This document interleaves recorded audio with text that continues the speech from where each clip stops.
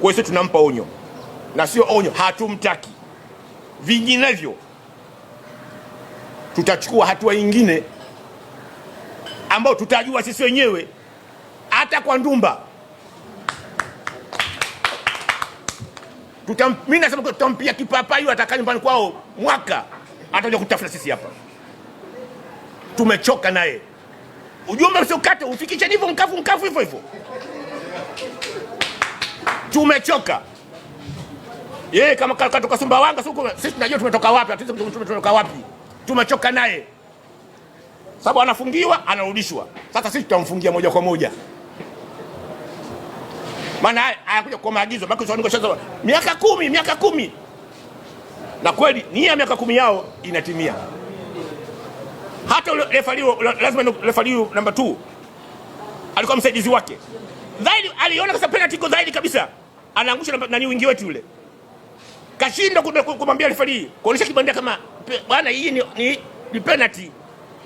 Kwa sababu lao loti moja. Toka kwa ushapata maagizo. Maagizo haya sisi tutafanyia kazi. Na sio kwa huyu peke yake. Yoyote atakayekuja kutufanyia Simba hilo, sisi tutamkaja kitako. Mimi nazungumza kwa kichwa kipana na msikate neno hata moja, lipekee hivyo hivyo zima.